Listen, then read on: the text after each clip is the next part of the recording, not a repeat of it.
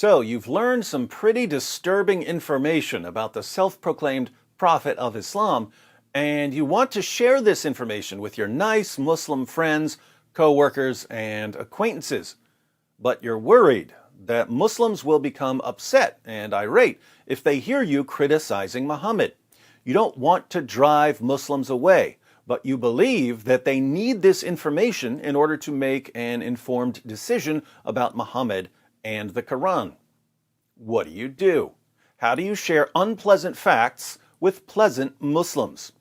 This is one of the most common questions I get from viewers, and when I keep getting a question over and over again, it's probably time to make a video. Nathan recently commented, "So I have a genuine question. I know there are those people who want to see Christians dead for trying to break their shackles. But there are also good friends of mine who are nowhere like these extremists, maybe because they try not to be. How do we talk to them in a tolerant manner while fully painting the corruptness of their belief?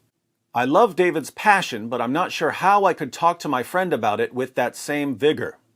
The confusion apparently arises in this way.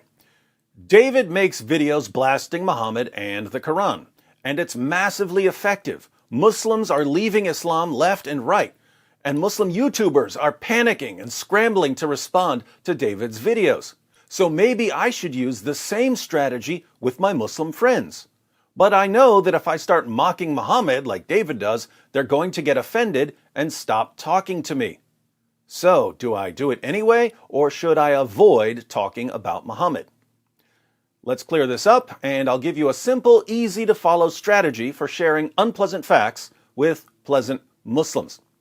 I should point out here at the beginning that the way you see me talking in my videos is not the way I would talk to a Muslim coworker or acquaintance. I might talk to a Muslim friend this way, but only after we become good friends and I know that the friendship is strong enough to endure plenty of mockery. I would also talk the way I talk in my videos to a Muslim who's being a jerk and running his mouth. But that's not the point of this video. The point of this video is sharing unpleasant facts about Muhammad with a pleasant Muslim. Let's compare two conversations. "Hi, I'm a Muslim." "So you believe in Muhammad?" "Yes, he is our beloved prophet." You're telling me that you believe in a man who had sex with a prepubescent girl and who married the wife of his own adopted son after causing the divorce by lusting after her, and who told his followers that they could beat their wives into submission and hire prostitutes and rape their female captives and slave girls, and who tortured a man for money, and who beheaded hundreds of Jews, and who sucked on the tongues of little boys, and who walked around covered in semen? That's the prophet you believe in. What went wrong here? The problem is in thinking that there are only two ways to go about this.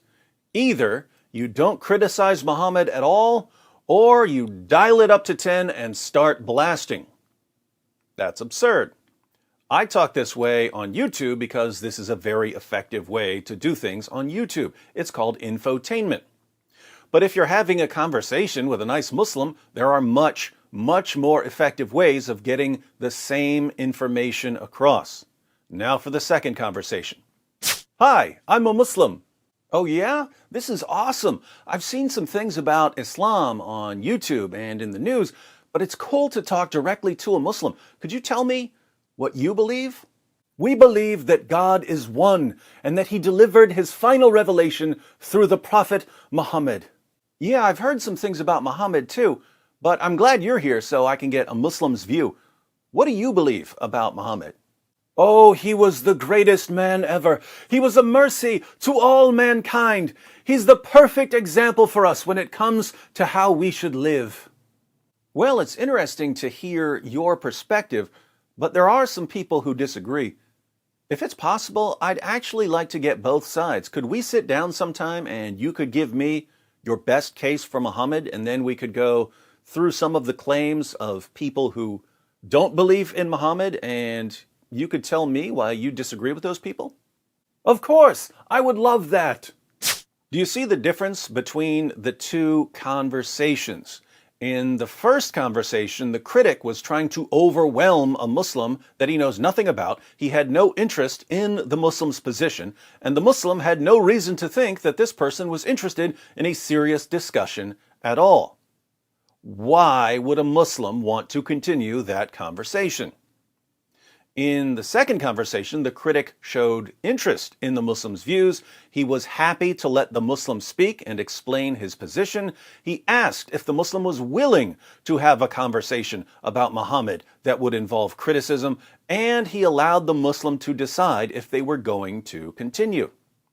If your goal is to get unpleasant facts about Muhammad into the mind of a pleasant Muslim, which of those two approaches do you think would be most effective in helping you reach your goal?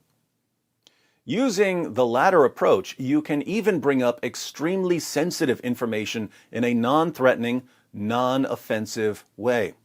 Imagine our two friends at their meeting where they're discussing Muhammad.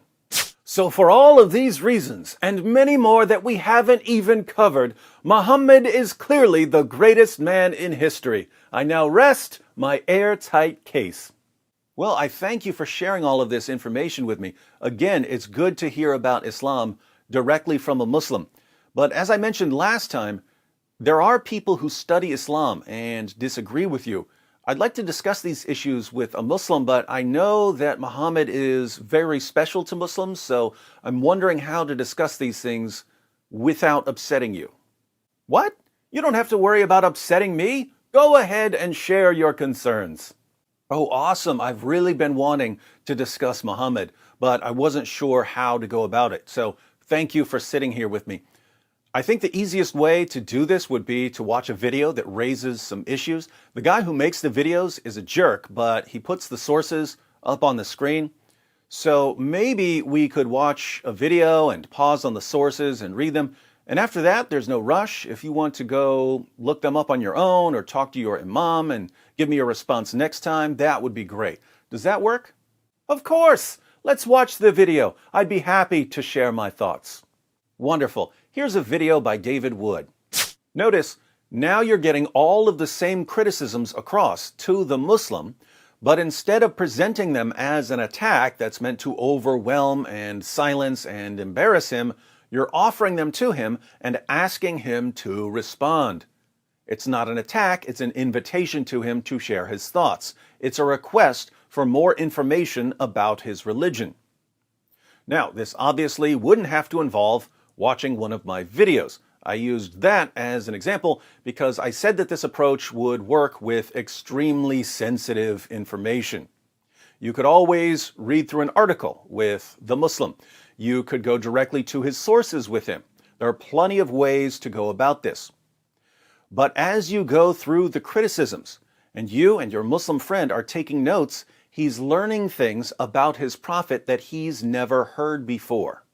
Since he's agreed to respond to these criticisms, he's going to have to think about them. He'll probably go and look up Muslim responses to the criticisms. The result is that the information you wanted to get into his head is now in his head. Much more so than if the conversation had ended after a single rant. And if he comes back with some defense of Muhammad, I probably wouldn't press very hard at first. I'd thank him for taking the time to get back to me. But a few days later, I would have another question for him.